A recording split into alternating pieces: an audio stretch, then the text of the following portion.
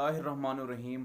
आज हम थोड़ी सी कुछ जनरल सी हम बातें करेंगे कि हमने एग्ज़ाम्स तो ले लिए। हमने lecturer biology, lecturer botany, zoology और बाकी तमाम बातों को हमने डिस्कस कर लिया। उसका हमने सिलेबस भी डिस्कस कर लिया, उसका कोर्स भी हमने डिस्कस कर लिया। देखें, सबसे अहम बात, मैं आपको अपना कुछ एक्सपीरियंस पहले शेयर करता हूँ, उसके बाद हम थोड़ा सा आज हम आएंगे एक नए टॉपिक की तरफ, यानी कि एवरीडे साइंस की तरफ हम आएंगे। जो कि हमारे कॉम्पिटिटिव एग्ज़ाम्स के अंदर या पब्लिक सर्विस कमीशन के एग्ज़ाम्स के अंदर, जितने भी हमारे पब्लिक सर्विस कमीशन के एग्ज़ाम्स हैं उनके अंदर वहाँ से कुछ टॉपिक्स, कुछ सवालात जो है ना वो लिए जाते हैं। और हमारे बहुत सारे स्टूडेंट्स इस बात के ऊपर बड़े परेशान होते हैं, उनको प्रॉब्लम्स जो है ना का सामना करना पड़ता है।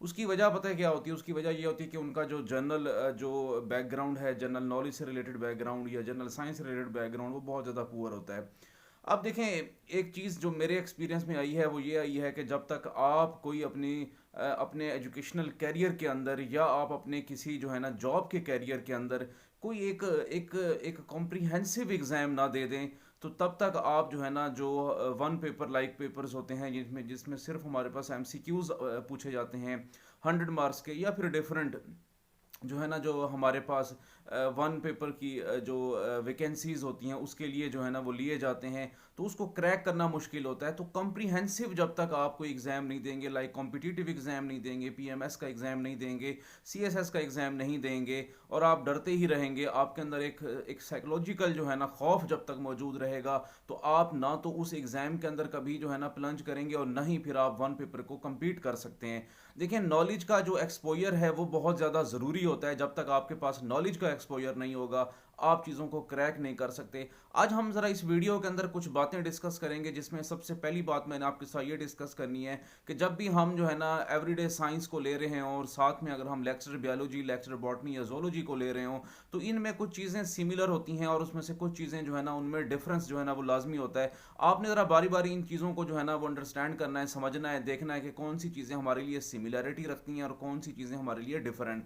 अब देखें, सबसे पहले हम बात करते हैं एवरीडे साइंस और लेक्चरर की। तो उसमें सिमिलैरिटी की अगर हम बात करें तो हमारे पास जो बायोलॉजी का पोर्शन है, खासतौर पर बायोलॉजी का जो पोर्शन है, वो हमारे पास क्या होता है, कॉमन होता है, वो सिमिलर होता है। उसमें एग्जांपल मैं थोड़ा सा जनरली आपको बात बताऊं, लाइक वो बायोलॉजी की ब्रांचेस के बारे में कुछ कुछ क्वेश्चंस हमारे पास एवरीडे साइंस के अंदर भी पूछे जाते हैं, वही क्वेश्चन हमारे पास लेक्चरर बायोलॉजी के अंदर भी पूछे जाते हैं। इसी तरीके से कुछ जेनेटिक्स का बैकग्राउंड जो है ना सिर्फ हमारे पास ईडीएस के अंदर प्रेजेंट होता है, बल्कि वही हमारे पास जो जेनेटिक्स का पोर्शन होता है वो वहाँ भी जो है ना हमसे पूछा जाता है वन पेपर के अंदर, लेक्चर यानी कि लेक्चर बायोलॉजी के एग्जाम हो या कोई भी एग्जाम हो उसके अंदर। अच्छा, इसी तरीके से अगर हम थोड़ा सा मजीद देखें तो हमारे पास इसके अलावा और भी सिमिलैरिटीज़ जो है ना वो प्रेजेंट होती हैं। लाइक हमारे पास बायोकेमिस्ट्री से रिलेटेड क्वेश्चंस होते हैं, बायोटेक्नोलॉजी से रिलेटेड क्वेश्चंस होते हैं, कुछ फूड से रिलेटेड क्वेश्चंस होते हैं। इसी तरीके से कुछ हमारे पास इन्वायरमेंट से रिलेटेड क्वेश्चंस होते हैं, जिनका बैकग्राउंड, जिनकी सिमिलैरिटीज़, आइडेंटिकलिटीज़ वो आपके पीएमएस और सीएसएस के साथ भी मिल रही होती हैं। और मीनवाइल उसी की आपके पास जो उसकी सिमिलैरिटीज़ होती हैं वो कहाँ पर हमारे पास वन पेपर के अंदर, यानी कि लेक्चरल बायोलॉजी, बॉटनी और ईडीएस के अंदर हो रही होती हैं। अब देखें, वे फॉरवर्ड क्या है, हमने करना क्या है। करना यह है कि जब तक आप किसी भी चीज़ की कॉम्प्रिहेंसिव प्रिपरेशन नहीं करते तो आप आगे मूव नहीं कर सकते।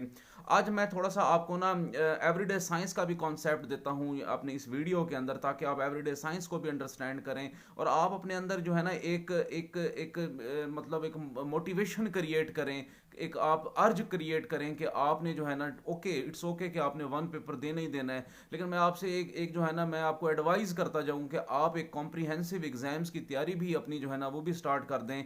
देखें, ज़रूरी नहीं होता कि आप सिर्फ और सिर्फ एक ही चीज़ के ऊपर फोकस या एक ही चीज़ को टारगेट बना के उसके पीछे पड़ जाएं। आपको चाहिए कि आप थोड़ा सा एक कॉम्प्रिहेंसिव एक प्लानिंग के साथ जो है ना अपने टारगेट्स की तरफ चलें। अब देखें, मैं आपको बताऊं कि एवरीडे साइंस की अगर हम बात करें तो उसमें मैंने सिमिलैरिटीज़ तो आपको बता दी, इसके अलावा थोड़े से जो डिफरेंसेस हैं जो उसका सिलेबस है एवरीडे साइंस का। एवरीडे साइंस एक बहुत इंपॉर्टेंट जो है ना हमारे पास पेपर होता है, जो कि जिसका ना सिर्फ जो कि सीएसएस और पीएमएस के अंदर उसकी जो है ना इन्वॉल्वमेंट है, उसकी वेटेज है, उसके 100 मार्क्स हैं। मीन वाइल जो है ना मैंने जैसे आपको बताया कि हमारे जितने भी वन पेपर हैं, चाहे वो आपके पास लेक्चरर का हो, चाहे आपके पास किसी भी डिपार्टमेंट का हो, यानी कि आप किसी कहीं असिस्टेंट के लिए अपने अप्लाई किया हुआ है, किसी भी आपने एग्जाम के लिए अपने अप्लाई किया हुआ है तो उसमें कुछ पोर्शन जो है ना वो एवरीडे साइंस का भी होता है। आज जनरली थोड़ा सा आप अंडरस्टैंड कर लें कि हमारे पास एवरीडे साइंस क्या है। मैं चूंकि साथ साथ अपनी जो वीडियोस हैं यूट्यूब के ऊपर, वो मैं एवरीडे साइंस का भी एक कोर्स जो है ना वहाँ अपलोड करने के लिए जो है ना वो मैं जा रहा हूँ। उसके बाद मैं एक सेशन भी लगाऊंगा अपना एवरीडे साइंस के ऊपर, चूंकि मेरे पास बहुत सारे जो कैंडिडेट्स हैं जिन्होंने पीएमएस और सीएसएस के एग्ज़ाम्स देने हैं, वो बलूचिस्तान से भी हैं, वो सिंध से भी हैं, इसी तरीके से वो पंजाब से भी हैं और फेडरल लेवल के भी हैं। एवरीडे साइंस जो है ना ख़ास तौर पर जो साइंस बैकग्राउंड के स्टूडेंट नहीं होते उनके लिए बड़ा ही जो है ना प्रॉब्लम्स होता है। तो इसमें मैं कुछ आपको थोड़ा सा तारुफ करवाता जाऊँ एवरीडे साइंस का।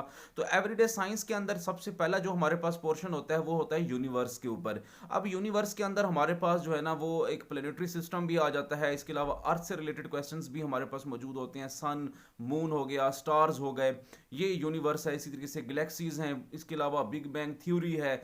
इस तरह के डिफरेंट हमारे पास जो हमारे पास यूनिवर्स से रिलेटेड क्वेश्चंस होते हैं, ये एक पोर्शन होता है जो एवरीडे साइंस का जो है ना इसके ऊपर मुश्तमिल होता है। इसी तरीके से हमारे पास एसिड रेन होती है, इसी तरीके से ग्लोबल वार्मिंग है।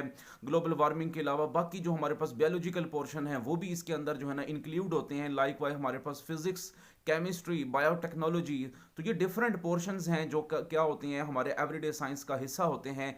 एवरीडे साइंस के अंदर इसके अलावा जो है ना हमारे पास कुछ टॉपिक्स एनर्जी से रिलेटेड आते हैं, यानी कि renewable energy, non renewable energy, इस तरह के कुछ टॉपिक्स जो है ना वो भी हमारे पास सिलेबस का हिस्सा होते हैं। और इसी तरीके से इसका एक और जो है ना पोर्शन वो हमारे पास जनरल एबिलिटी के ऊपर मुश्तमिल होता है, मैथ के ऊपर जो है ना मुश्तमिल होता है। जनरल एबिलिटी यानी कि टोटल अगर हम CSS की बात करें तो उसमें 100 मार्क्स का अगर पेपर है तो उसमें 60% जो है ना वो आपके पास जनरल साइंस है और 40% आपके पास क्या होती है, जनरल एबिलिटी होती है, जिसके अंदर हम जो है ना कुछ एरिथमेटिकल क्वेश्चंस, कुछ मैथमेटिक्स के जो रूल्स हैं, मैथमेटिक्स के कुछ क्वेश्चंस हैं, कुछ फार्मूलाज हैं, उनको हमने क्या करना होता है, अप्लाई करके हमने चीज़ों को जो है ना एक्सट्रैक्ट करना होता है और उसको हमने बनाना होता है। तो याद रखिएगा जो हमारे पास एवरीडे साइंस होता है ये भी एक इंपॉर्टेंट हमारे पास जो है ना एक पेपर है जो कि हमारे पास PMS और CSS के अंदर जो है ना इसको जो है ना इसके एक पूरा एक पोर्शन जो है ना रखा गया as a subject, as a compulsory subject इसको जो है ना वहाँ पर कंसिडर किया जाता है। लाइकवाइज इसी के कुछ क्वेश्चंस हमारे पास क्या होते हैं कि आम जो हमारे पास एग्जाम्स हो रहे हैं तो वन पेपर जिनको हम कहते हैं उनके अंदर भी ये पूछा जाता है।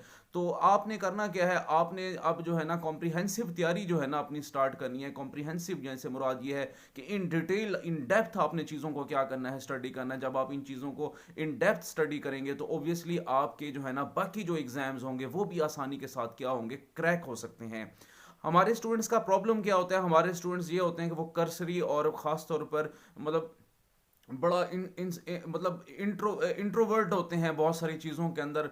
और दूसरा ये होता है कि उनको पता ही नहीं होता कि हमने करना क्या है। तो आपको ना अपनी इंट्रोवर्ट जो वर्ल्ड है वहाँ से बाहर निकलना है, आपको बहुत सारी चीज़ों को एक्सप्लोर करना है, बहुत सारी चीज़ों को आपने देखना है। आपने वहाँ जो है ना आपने जो है ना उसका एक ले जो है ना लेआउट करना है ताकि आप चीज़ों को क्या कर सकें, सिर्फ जनरल एबिलिटी तक ना रखें बल्कि उसको एक कॉम्प्रिहेंसिव डिटेल के अंदर रखें।